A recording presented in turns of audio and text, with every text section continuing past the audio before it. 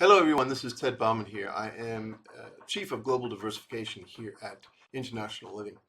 Part of my job is to keep track of migration issues, which includes things like getting visas for living abroad, golden visas, citizenship, and things like that. And I've been busy this year because the rules keep changing. In fact, they've been changing pretty much continuously since 2023. Countries have been changing their rules for residency by investment, i.e., the golden visa. They've had to withdraw certain types of ways to get citizenship. Malta, for example, had to close down its citizenship by investment program because of a court case from the European Union. Italy has cut back on the opportunities to become a citizen through ancestry dramatically, effectively making it impossible unless your parents or grandparents lived in Italy. And Portugal, just on Monday of the week that I'm recording this, announced that it was going to double the length of time taken or required to become a Portuguese citizen. Currently, it's 5 years. It will soon be 10 years, which is a really big increase, particularly if you're a pensioner who was hoping to get a visa in Portugal. Now, what's happening and why is it happening? Well, I keep track of politics in countries like Portugal. That's part of what I do. And let's look at the political scene in Portugal. For a long time, since 1974, when the armed forces of Portugal essentially got rid of the dictatorship of Antonio Salazar, the country has been ruled primarily by socialist and center-left political parties. Now, recently, the Socialist Party lost an election. This was last year. And the country is now run by a coalition of the Social Democratic Party and the People's Party. And the prime minister, the current prime minister of the country, Luis Montenegro, is from the Social Democratic Party. Now, it's called the Social Democratic Party, but really what it is kind of like the Tories, the Conservative Party in Britain, or the US Republican Party as it was before Donald Trump. Pro-business, pro-liberalism, all that sort of stuff. What's happened is that on the far right of the political spectrum in Portugal, a party called Chega has emerged, and they are pretty much a nativist party. They're the kind of party that, for example, the folks that pushed for Brexit, in Britain, the Hungarian ruling party of Viktor Orban, or the previous ruling party in Poland. These are all political parties, or the ruling party in Italy, for that matter. These are all parties that are catering to a constituency that doesn't want a lot of foreign influence. They want their countries to be traditional. They want their countries to be run by locals on behalf of locals according to their traditions and so on. Pretty hard to argue against that, but the reality is that the world is a very interconnected place. And particularly since the beginning of this century, there has been a dramatic uptick in global migration. And that runs smack dab into the sentiments of people like the voters who chose Chega in the most recent election. Now, Chega is not part of the ruling coalition in Portugal, but it gave them a big fright. It went from under 5% of the vote to nearly 20% in the most recent parliamentary election cycle. And that means that the ruling coalition had to be looking over their shoulder and thinking, how can we prevent these guys from taking any more of our votes? Well, we better throw them a bone.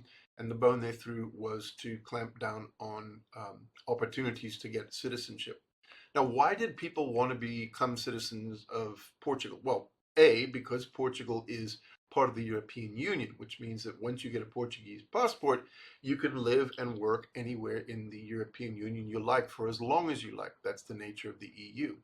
But the second reason was because it was only 5 years.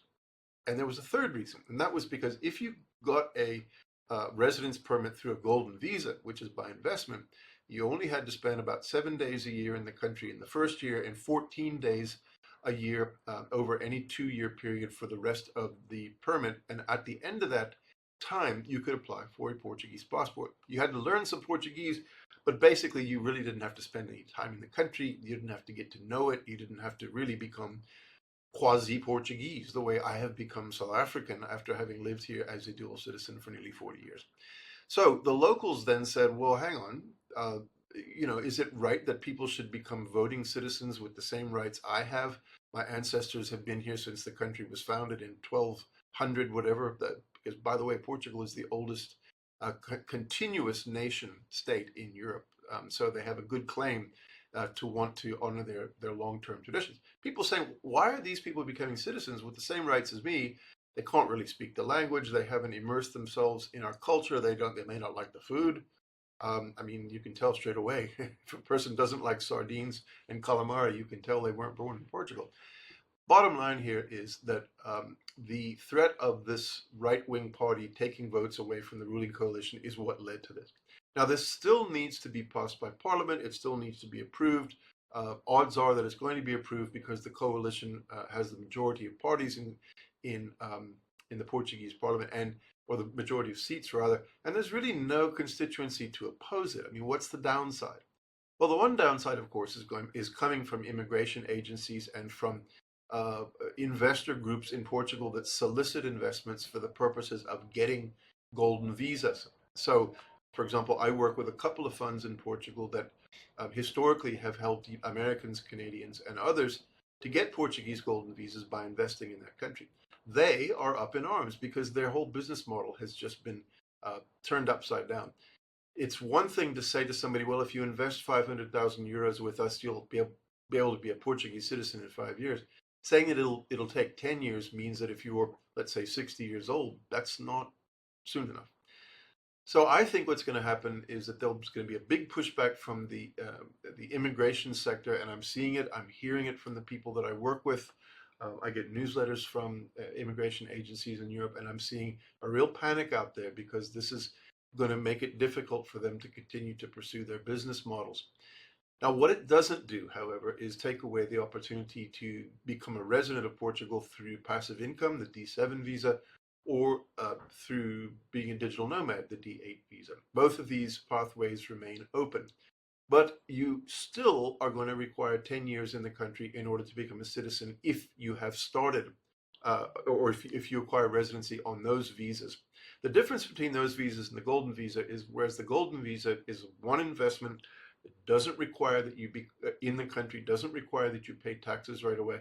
The other visas do. So basically, the big issue that we're going to see happening is that a lot of people are going to end up trying to find out whether or not their current visa status will keep them on track for a 5-year pathway to citizenship. My guess is that it probably will, because the Portuguese have a good and honorable tradition of grandfathering in older visa applicants and people who came in under older rules. So the good news is that if you're in the country right now on a golden visa, on a D7 or D8 visa, or any other status, you will probably be able to acquire citizenship in 5 years.